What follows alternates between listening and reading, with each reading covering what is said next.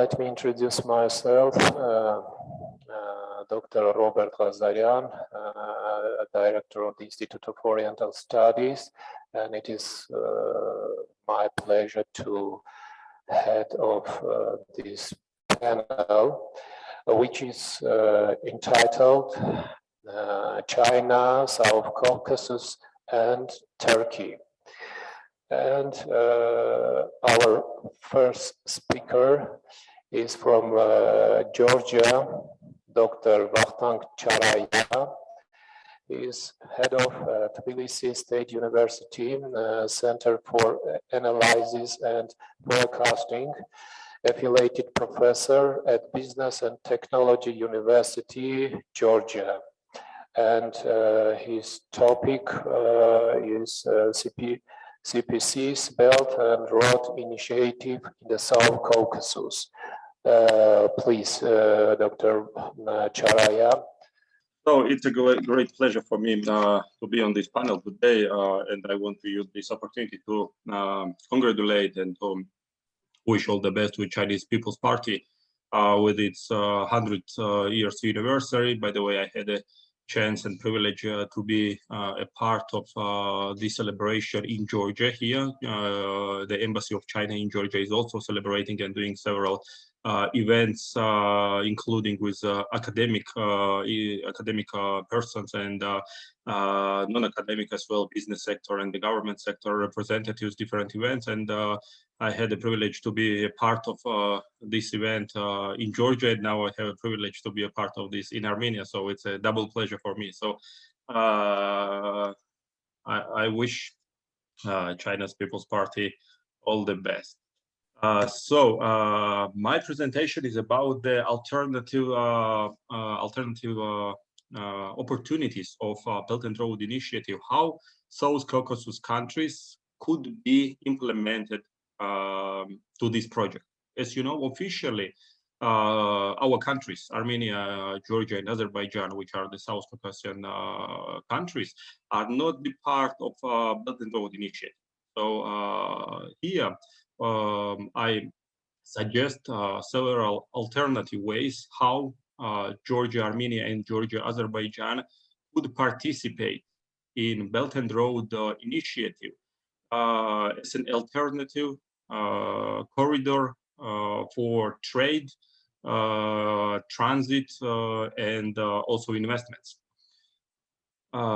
These alternative corridors needs a lot of effort to be developed. I mean, financial effort, I mean, the intellectual effort, I mean, the infrastructural effort, and several other, any other kind of efforts you can imagine to realize this project. But formally, so to say, if we are not a part of the Belt and Road Initiative officially, formally, even today, South Caucasus countries are participating in the global trade and providing a platform for global trade between Europe and Asia.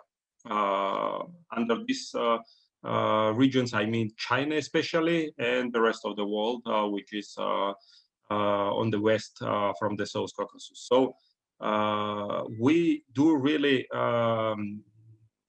communicate and cooperate with European Union, with the China.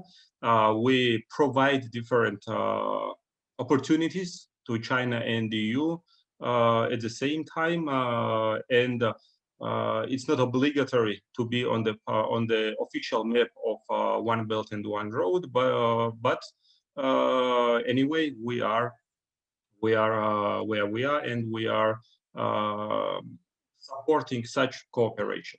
So here I brought the slide for trade and investment between China, European Union, and South Caucasus and China. So you see, of course, European Union and China cooperation in FDI and trade is huge in comparison to South Caucasus China cooperation. But still, for our small region of 3 countries, it's quite significant. and taking into account the potential of South Caucasus countries, I believe we could increase this number significantly, especially in terms of investments and trade in a prism where we see South Caucasus countries as a platform for industries to set down. It's not this South Caucasus countries should not be seen only as a transit countries, but they should be seen also as the place for investment. Because let's say in case of Georgia, Georgia has free trade agreements simultaneously with China and the European Union and several other countries. So in a reality where I would say in general West and China is are confronting each other and they have open or hidden trade wars. Such places, Georgia, where you can set down your business and from where you can trade without any trade barriers to European Union. I mean, in this case, from the perspective of Chinese companies. So this is a great opportunity. And on the other hand, for European companies, which are limited in different aspects to trade or invest to China, they could do it through Georgia. Through made in Georgia products. If we take Armenia, Armenia could be used as a platform for the countries which are in the Eurasian Economic Union. So if you use these countries in a way which could be beneficial both for South Caucasian countries and both for China and the European Union, there is an opportunity for good trade and investments and the creation of good hub in the South Caucasus. This place, which is on the map, the green countries, Armenia, Georgia, and Azerbaijan, could be used not only as a transit corridor. I repeat myself, but still it's significant. It's important to underline that these countries should not be seen as only transit countries, but as a countries for making business. And through making business in these countries, then you have a lot and much more opportunities to trade with the rest of the world with much less limitations, to say. So now I would concentrate more on a few things. So where our cooperation, I mean, South Caucasian countries and the Chinese cooperation has the greatest potential. So first of all, I would like to underline that COVID-19 really show that the cooperation between our countries is possible, and thanks to Chinese assistance and Chinese help, South Caucasian countries managed to overcome at some level COVID-19 problems through providing vaccines and through providing some technical equipment and many other assistance which China provided to South Caucasian countries. This was the medical cooperation, which could be translated into economic cooperation finally. And we saw that in hard times, China can support its partners, and those Caucasian countries are partners which China is taking care of. So that's one important aspect. So peace and security issues. You know that all of us who are participating in this conference knew that the peace is the ultimate goal in the South Caucasus region, which was not achieved yet. But as more players and as more significant players with more investments and interests will be presented in this region, I believe sooner we can achieve the peace and sooner the final goal of our region could be achieved. The basis of our region's prosperity is stability, first of all. So the stability could be achieved through greater cooperation with greater powers. And the security in this case could be understood as in a different ways. It could be food security, it could be energy security, it could be any other kind of security, which are important for any countries in this region. And I see China as one of important players in South Caucasus region, which could provide, maybe not directly, but at least indirectly, a lot of support and assistance for peace and security to this region. Global challenges are really important issues which are facing both China and South Caucasian countries, and not only these countries, but also all of the world in different terms. And there are some specific challenges which our region specifically have, and the cooperation between China and South Caucasian countries has its own specifics. In terms of Georgia, let's say, cooperation, too much cooperation, so to say, with China could cause at least some problems in cooperation on the West Front. So in terms of other countries, it could be less harmful, but still the challenges which are coming globally and which should be settled with joint cooperation. I believe we can manage them. Our region can manage it with help of China and with help of our other partners, global players, and the global challenges which we face because of different reasons in this region could be overcome with this cooperation. Big reforms or grand reforms which we have in South Caucasian countries and in China. This experience could be shared. For instance, if we take Chinese experience, digitalization, or let's say alternative energy resource development, it could be poverty reduction, a lot of different issues China really managed really impressively, and they have a lot of experience in these directions. When usually people are speaking about how one country can help another country, usually they speak about investment, trade, tourism, let's say, but less, and not always they speak about the reforms which could be used, or the knowledge which could be used from the partner country. And in this case, I believe we have a lot to study from China, and China also could take our good reforms to its own country. And in this case, we could name, I would speak about Georgia because I represent Georgia in this case. There are a lot of reforms in terms of fighting corruption, digitalization, in terms of providing any kind of documents, which business sector or the private sector needs within the minutes.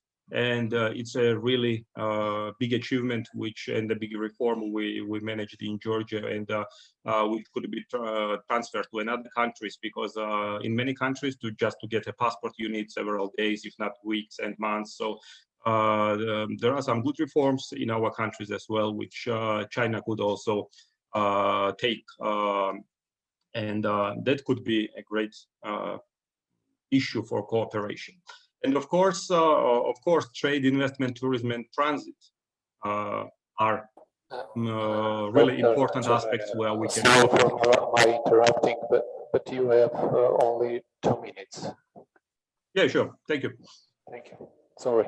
So in terms of transit, I said that transit is a great opportunity and potential for the South Caucasian countries, but these countries should not be seen only as a transit countries. These countries has a lot and much more than just transit opportunity. A good place for investment because of its, let's say, geographic proximity to European Union or many other big players globally, because of free trade regimes which these countries has with different countries and regions. It's a good and a great place for tourism, which is not developed at a level we would appreciate so far. But on the other hand, there is a great opportunity in tourism, both from South Caucasus to China, as well as from China to the South Caucasian countries. And trade is increasing year after year between China and the South Caucasian countries, but in generally it's the Chinese export which is increasing the most, but at the same time you can see that the South Caucasian countries export is also increasing to China, but there is much more opportunity with help of each other. Both trade, investments, tourism, or any other kind of cooperation, economic and not only economic cooperation, could achieve new levels and new heights. So I believe these countries, maybe from Chinese perspective, the South Caucasus is a small region, but the potential which it has could be compared to many bigger countries. And on the other hand, the South Caucasian countries are not fully using so far Chinese potential for themselves, while China has a huge potential, of course, in all different directions. So I believe more communication, more cooperation could bring more fruits to all parts from these regions. So thank you very much. Thank you. And I'm ready for your questions. Thank you.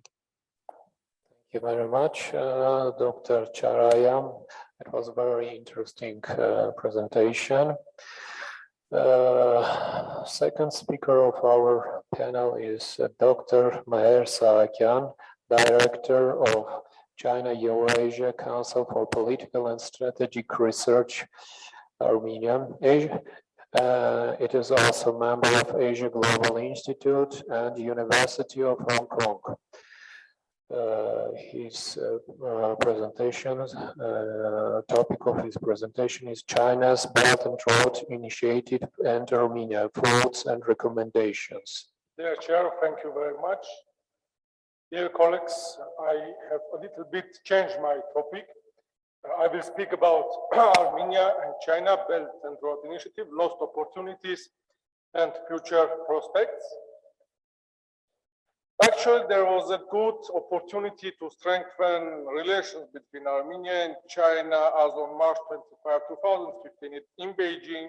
Sides signed memorandum for promotion of cooperation in building the Silk Road Economic Belt within the framework of Armenian-Chinese Joint Commission on Trade and Economic Cooperation between the Ministry of Economy of the Republic of Armenia and the Ministry of Commerce of the People's Republic of China. But Armenia could not find its place in Chinese mega initiative, and starting from 2016 till now, Sino-Armenian relationship is in a state of stagnation. The following questions are arising: which steps Armenia must implement for strengthening its relation with China? How Armenia can be involved in Chinese Belt and Road Initiative? Actually, Armenia is the only country among its four neighbors which could not involve any Chinese vast investment in its economy. It is worth mentioning when in the framework of the Belt and Road Initiative, Turkey and Iran got several billions, and Azerbaijan and Georgia involved in their economies several hundred millions of Chinese investments. While in Armenia, China has invested little. For the last 4 years, Sino-Armenian relations also has not any concrete roadmap for moving forward. The main argument of this hypothesis is not existence of real results in the ground. Armenian decision makers, politicians must take concrete steps for involving Chinese business in Armenia and for finding ways for being involved in Belt and Road Initiative. If Armenian side continues its passive politics towards rising superpower China, His decision makers must bear in their minds that they will lose possible investments in Armenia and they will continue to isolate Armenia. As Turkey and Azerbaijan are actively involved in Belt and Road Initiative, and they will do their best for using the opportunity which they are getting from this against Armenia. For instance, in 2019, the first China Railway Express freight train traveled from China to Europe using the Baku-Tbilisi-Kars Railway and the tunnel under the Bosphorus. The first train to carry goods from Turkey to China began operating on Baku-Tbilisi-Kars Railway in 2020. In proposing this railway, Turkey and Azerbaijan aim to create an alternative infrastructure for further isolation of Armenia. For several years, Turkish President Erdogan was lobbying for this railway in Beijing, and now he has a result. Because Armenia must use its capabilities for building strong relations with China. At first, Armenia needs to calculate and understand what does it want to get from Chinese side and what it can offer to Beijing. For this reason, at first, Armenia must create strong research group where it can involve representatives from different ministries, businessmen who work with Chinese side, and scholars who understand China, and also involve the president of the Armenian community of China. Actually, our council is trying to do this work, and we are offering our recommendations. This group must implement serious investigation of Chinese Belt and Road Initiative and Chinese global strategy, which aim to support Chinese business companies, governmental and non-governmental banks, and foundation to make investments in abroad.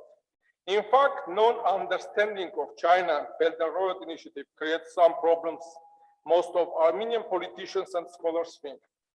That if Armenia has not well-developed roads and railroads, it means that it is not possible to be involved, to involve any investments from China. Actually, Belt and Road Initiative has several directions where Armenia can find its place. Let us discuss in which directions of Belt and Road Initiative Armenia can use cooperation with China. Armenia lost the last war with Azerbaijan, mostly because of its technological backwardness. Actually, after the collapse of the Soviet Union, it is extremely hard to remember how many innovations independent Armenia did. Without research and development, it is very hard to imagine economic, technological development of any country. As Armenia is behind of the development of modern technologies, maybe for 40, 50 years. It is limiting its ability for any serious result. The following question arises: what to do if Armenia has not abilities for implementing modern research, for developing its technological industry, and for opening a way for innovations? In modern world, technologies are being developed extremely fast. It is not real to think that in this situation, Armenia can implement any technological revolution, which will be enough for catching up other regional developed states. There is a way out. Armenia can join the Chinese Digital Silk Road, which aims to create connections with different countries for sharing and producing Chinese technologies. China has great success in this field, which can stand good example for Armenia. As I proposed in my book, China's Belt and Road Initiative in Armenia, which was published 2 years ago, it is worth to join China's Digital Silk Road and implement with China joint research on developing 5G and technologies.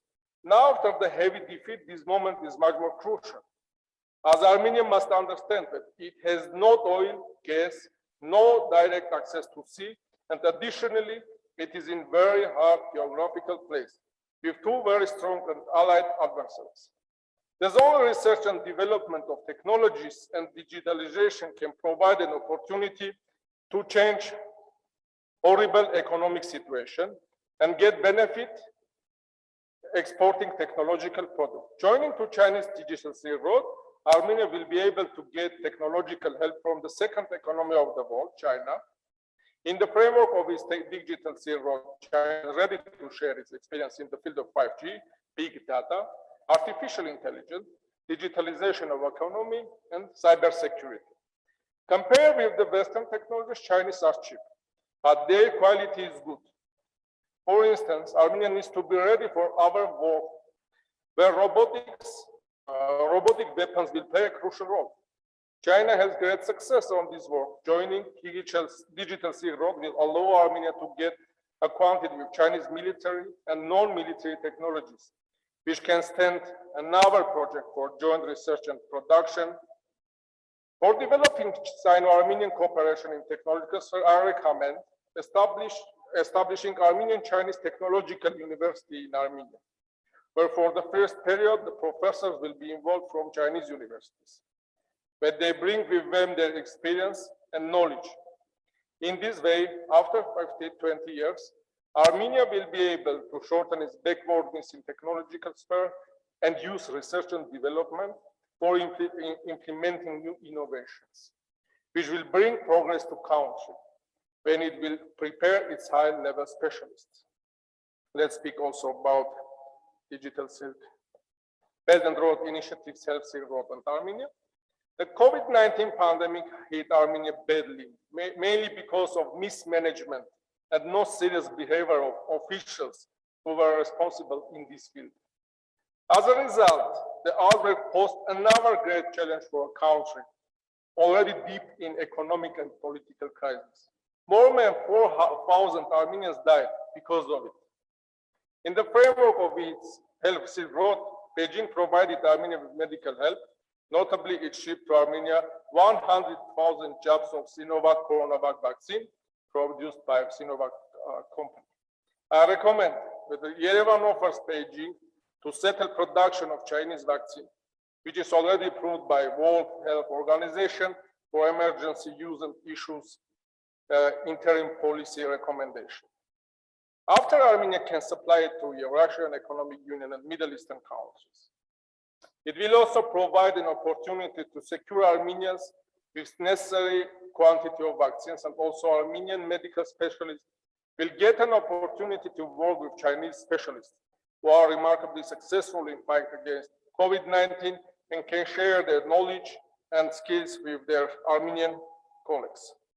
Let's also speak about Silk Road Economic Belt and Armenia.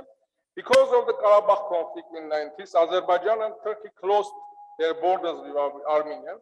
As a result, Armenia had been ousted from every regional infrastructure program.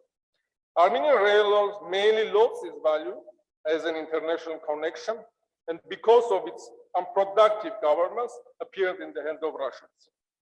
Armenia could not also finish its North-South road corridor, which was aiming to connect Iranian border with Georgian border for Armenia. However, after the 44 days Karabakh war, due to November 9 announcement, Armenia and Azerbaijan proclaimed that they are going to unblock all roads and railways, which connected both sides in the time of Soviet Union.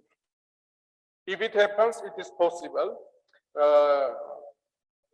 When China will start to use Armenian railway as in the framework of Belt and Road initiatives, mainland direction, Silk Road economic belts, China, Central Asia, Western Asia economic corridor. Armenian railways will be linked again with Azerbaijani, Iranian, and Turkish railways and will get an opportunity to be used for development of Armenian economy. Actually, if Armenia and Azerbaijan finally find ways out from the long-lasting conflict and sign peace deal, Chinese investment in entire South Caucasus and in Armenia will also rise. As for investors, there will not be a threat that one day, because of new war, their money will be lost. In 2018, China's lead Asian Infrastructure Investment Bank, which is investing mainly in transportation infrastructures in Belt and Road Initiative applicant countries, published its transport sector strategy, sustainable and integrated transport for trade and economic growth in Asia. The research of this plan shows that its main aims coincide with Armenian North-South road corridor investment program. My recommendation is that at first Armenia can try to stand regional member of the Asian Infrastructure Investment Bank, and after get foreign-backed or non-foreign-backed loans for state-owned non-commercial organizations, private organizations, and international organizations which works in the territory of Armenia. They invest this money in Armenian North-South transportation corridor, which will significantly enhance Armenia's capabilities to be involved in China, Central Asia, Western Asia economic corridor. Let's speak also about Chinese soft power diplomacy in Armenia. China has also deployed soft power tools to strengthen its diplomacy in Armenia. The Confucius Institute is extremely popular among the youth because Chinese language improves job opportunities in companies affiliated to China, and it provides an opportunity to study in Chinese universities, as Beijing provides scholarships to Armenian students. In Armenia, China also established Armenian-Chinese Friendship School. There are Chinese language classes in many other Armenian schools. In universities as well, for instance, in Yerevan State University, Brusov State University, Russian Armenian University, and the Russian Armenian University also prepares sinologists. Chinese social networks like WeChat, TikTok are standing popular in Armenia. For a long time, Armenian businessmen have been using Chinese Alibaba website to network with their Chinese and foreign counterparts for doing business. In sum, Yerevan needs to create concrete and real roadmap for developing its relations with Beijing. China is the young eastern superpower of the world, which provides tremendous investments.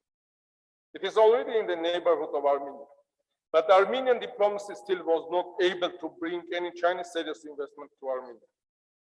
Armenia is also a member of the Eurasian Economic Union, which provides an opportunity to Yerevan to implement its policy towards Beijing in multilateral level as well. Using the fact that Russia and China decided to conduct the Eurasian Economic Union and China's Belt and Road Initiative in 2015, and went on May 2018 in Astana, the agreement on trade and economic cooperation between the Eurasian Economic Union and the People's Republic of China was signed. According to this document, parties agreed to develop cooperation in agriculture, energy, transport, industrial cooperation, information and communication infrastructure, technology in innovation, finance and environment. Thus, Armenia needs to investigate the opportunities which provides this agreement for boosting Sino-Armenian relations and in bilateral and in multilateral levels. Statistics provided by China's General Administration of Customs show that in 2020, trade between the two economies totaled 994 million, from which 222 million was Armenia's export to China, and US 772 million was its import from that country. Thus, Armenia has negative balance with its bilateral trade with China. The other worrying moment in this trade relations is also that due to the Ministry of Foreign Affairs of Armenia, China's imports from Armenia are mostly minerals. But in turn, China exports to Armenia clothes, shoes, machinery, chemicals, equipment, construction materials, food, etc. Thus, Yerevan needs to find ways and negotiate with China that the last one increased buying of different foods produced already in Armenia, but not only minerals. As it was proposed in this paper, there is a huge potential for boosting Sino-Armenian relations in bilateral and multilateral level. Armenia needs to find ways for involving investments from $1 trillion US, which China invests step by step in different directions of Belt and Road Initiative. Thank you. Thank you very much, Dr. Sahakyan, for your very interesting presentation. Next speaker of our panel is Dr. Artur Israyelyan, Vice-rector for International Cooperation and Public Relations of Yerevan State University. His topic is Chinese Studies in Yerevan State University, the history and main goals for development. Please, Dr. Israyelyan, the floor is yours. Thank you, Mr. Ghazaryan, for introducing me. Are you hear me? Dear colleagues, dear friends, first of all, I'd like to thank Mr. Mher for invitation and welcome you on this very beautiful and symbolic day in the National Academy of Sciences of Armenia. I'm so happy to see you together here. I'd like to convey my greetings to all participants and wish good luck for future working process and cooperation. My topic title is Chinese Studies in Yerevan State University, and I'd like to speak about the university history, educational process, and new developments, as well as our international cooperation with Chinese universities. Yerevan State University, which also called Alma Mater, is the oldest university in Armenia and founded in 1919. During these years, the university has become a leading one in Armenia, providing quality education over 20,000 students. It has a team of highly qualified and committed staff and offers many professions and academic programs to local and foreign students.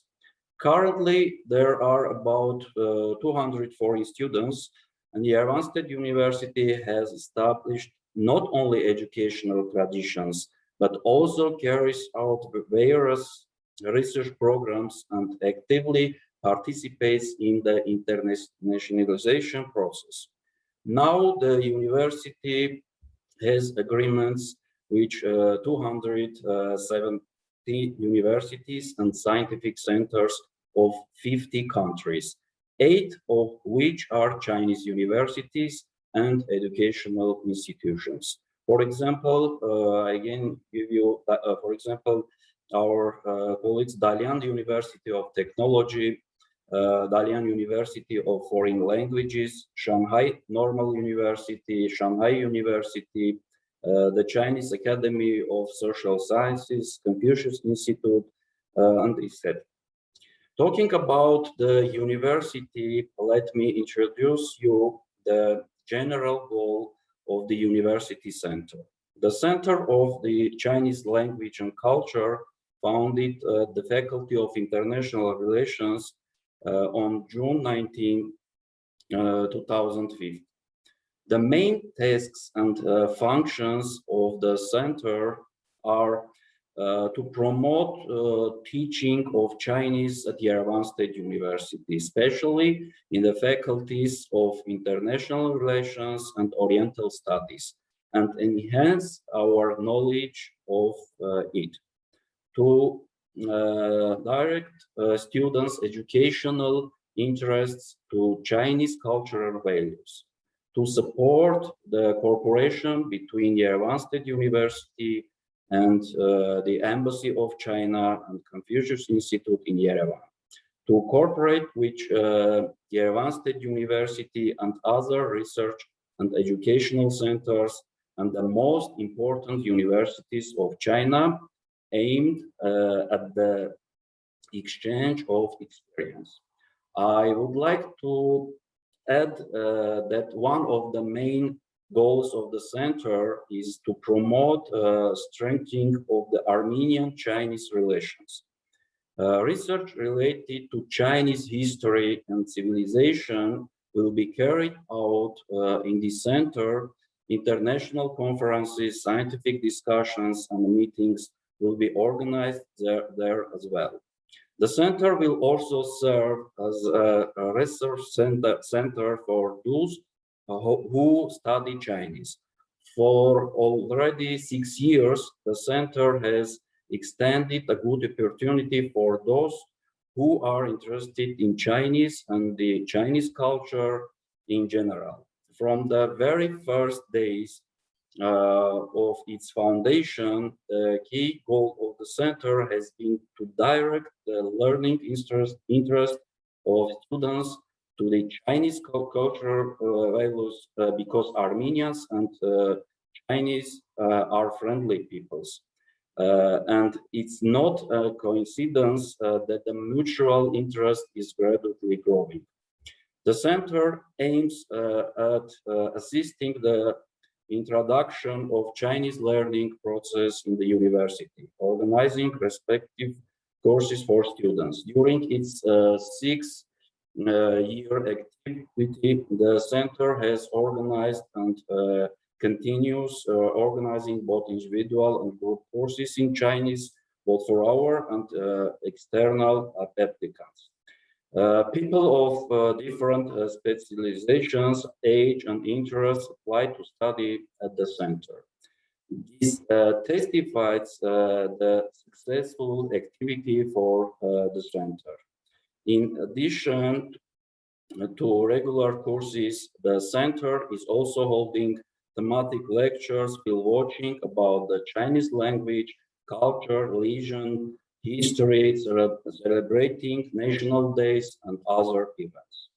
The center is also actively cooperating with the Embassy of China and the Confucius Institute.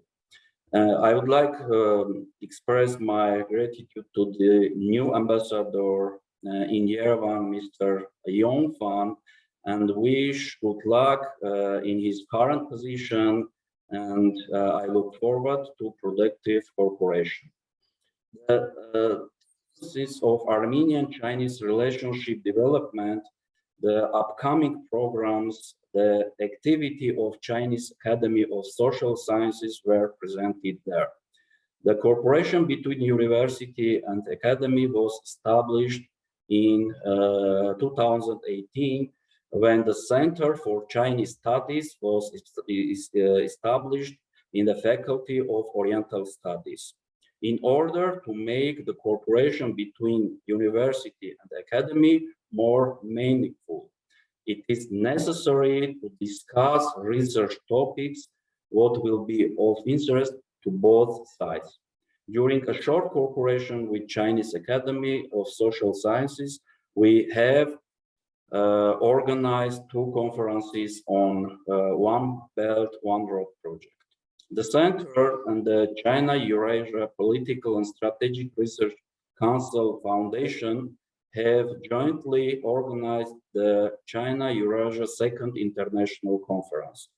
The conference focused on modern China-Eurasia studies and was decided to the 7th anniversary of People's Republic of China and 100th anniversary of Yerevan State University. I would like to thank my friend, founder and head of council, Dr. Mher Sahakyan, for his support and effective cooperation. Dear colleagues, due to the changes taking place in the Eurasian region, it is imperative for us today to respond to the emerging challenges and to use opportunities. It is important to highlight that the development of Chinese studies is a priority for our country.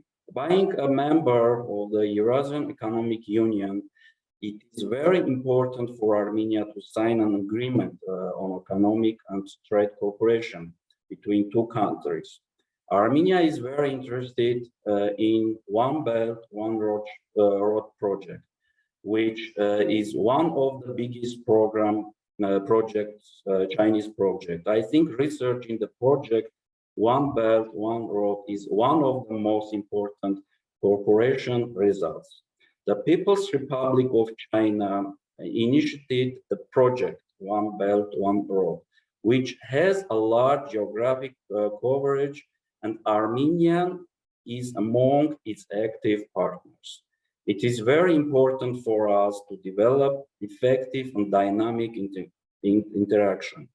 Young Armenians started to show great interest in Chinese culture, in Chinese language, and China in general. So we are willing to assist to popularization of Chinese studies in Armenia. The world is becoming more and more local today. It is both global and local today.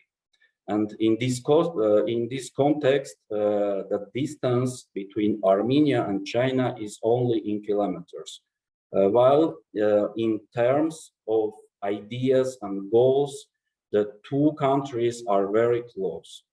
We are open to any cooperation. I can note that the interest of our students forwards the Chinese language and culture is great. I am sure that the establishment and development of mutual relations between the universities and scientific centers will be effective in the future. Thank you for your attention. Thank you very much. Thank you very much, Dr. Israyelyan. It was very interesting and informative presentation. And our last presentation, last speaker of our panel is Dr. Varuzhan Geghamyan, Assistant Professor.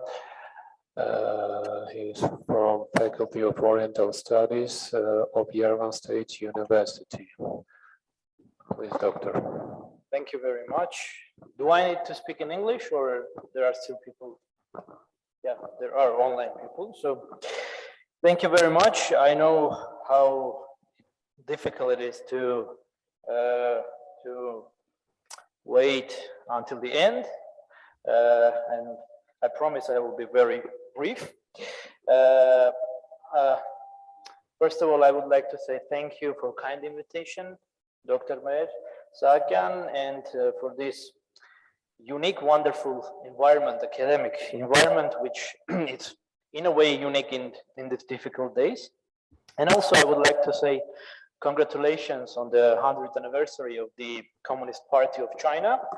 And on this occasion, I have no other present than sharing with you my own picture, my own experience of becoming member of Chinese Communist Party.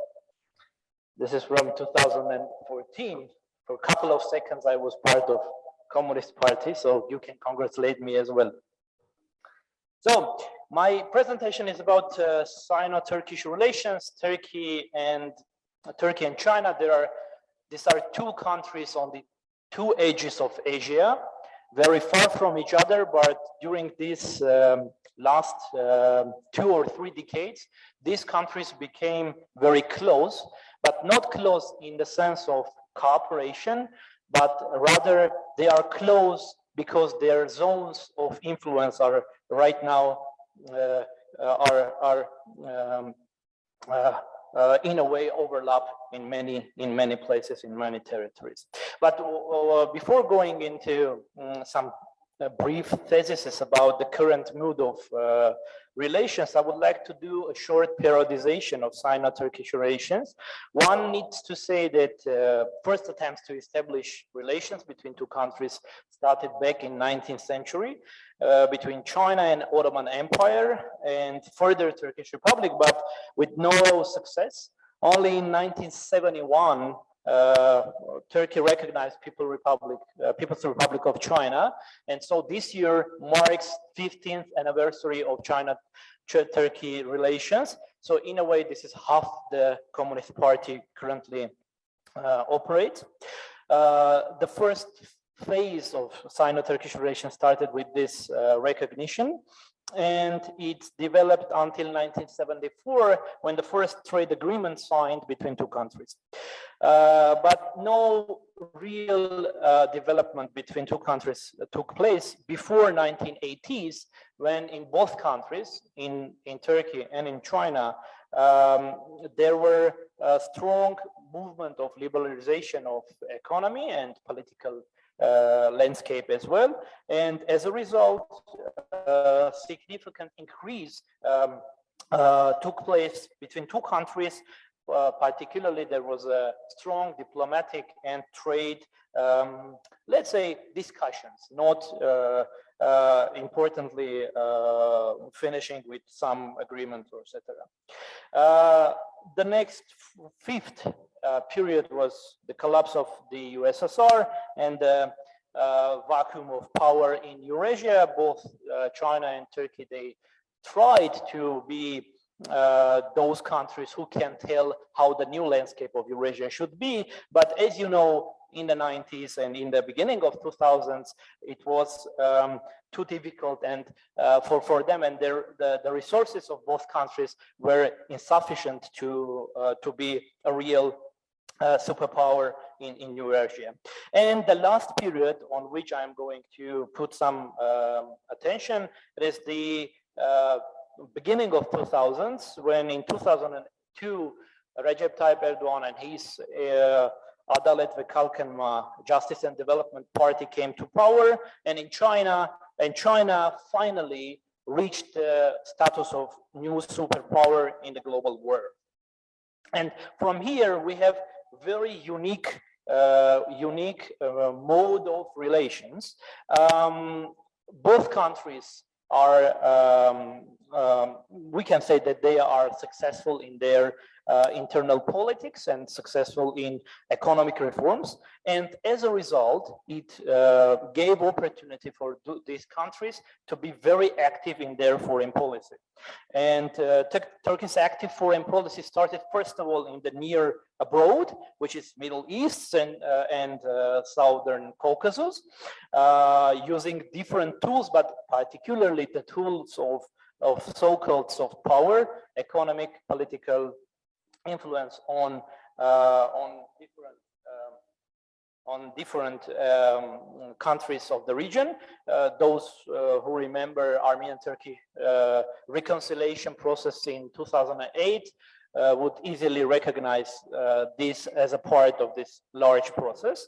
The same happened with China, which started its Belt and Road Initiative.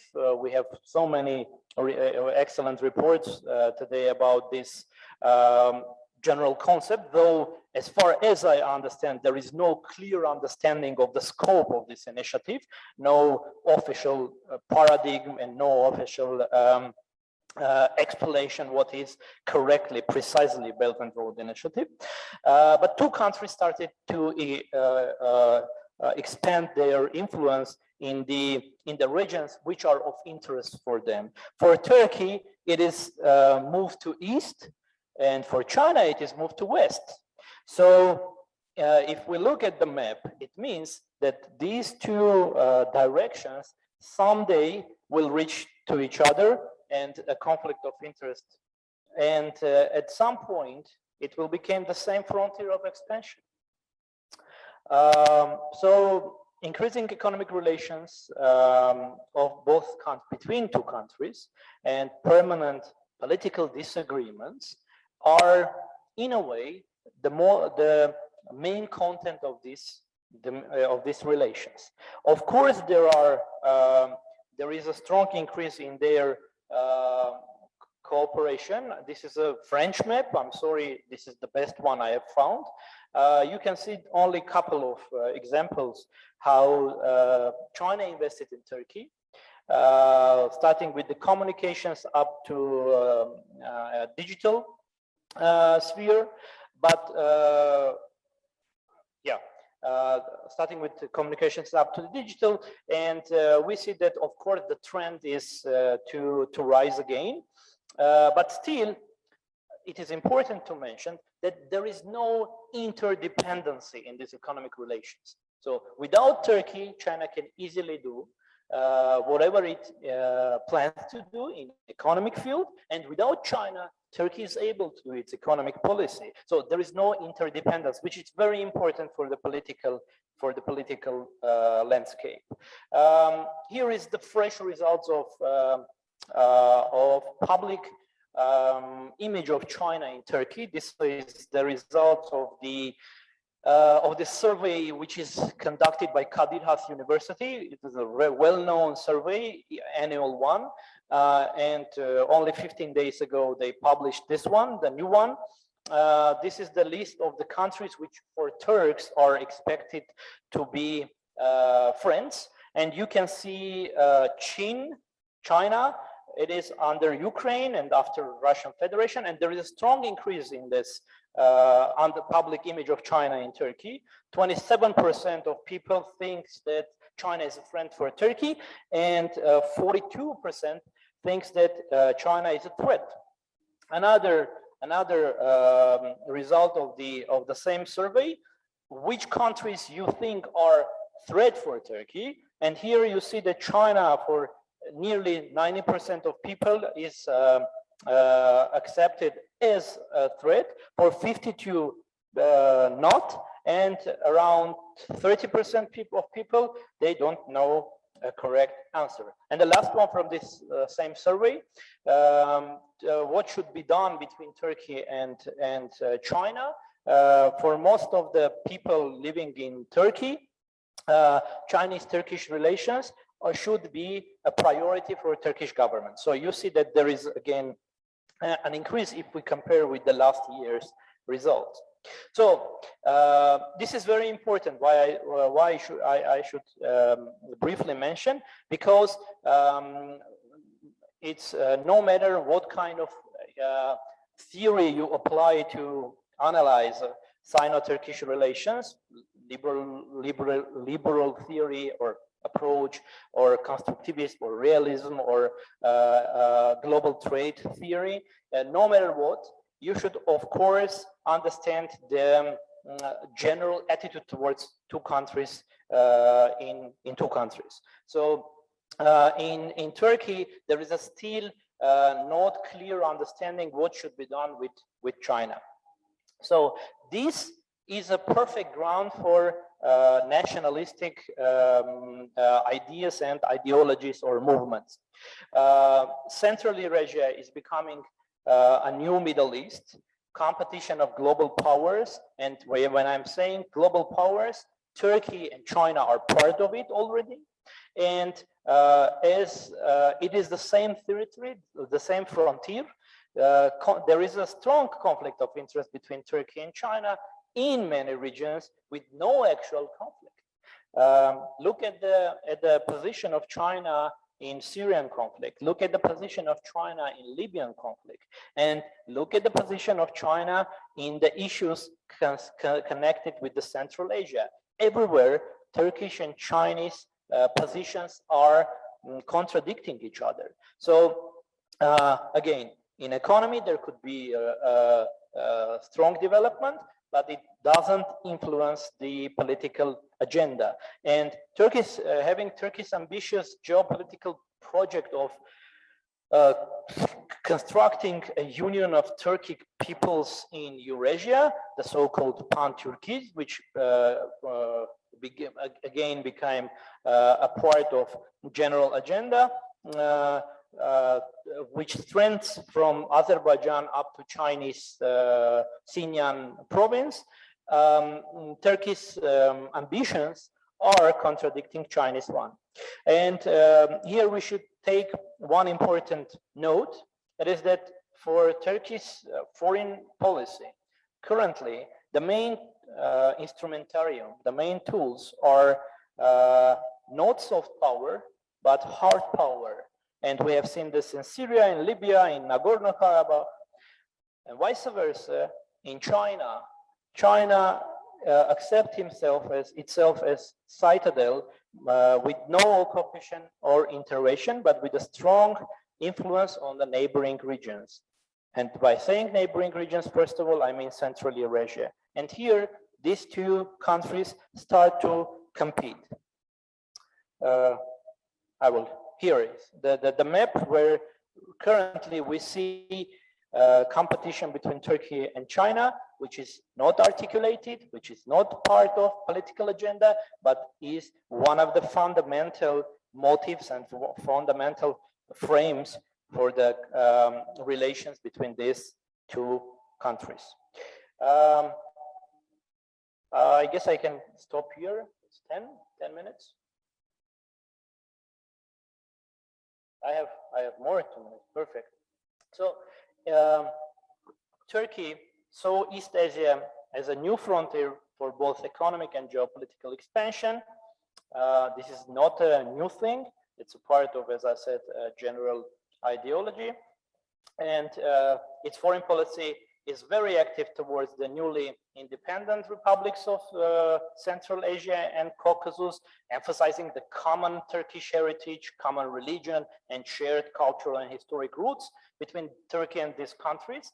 This, of course, troubles China, which worried that Turkey's interest might spill over to its own, not only own sovereign territory, as I said, Xinjiang, Uyghur Autonomous Region, but also to those countries which are currently seen by China as the zones of its own vital interests. High levels, and the basic thesis of my paper is that high levels of trade and investment, domination of negative ideas and perceptions can lead to an open conflict, but not to competition. Thank you very much. This is the end.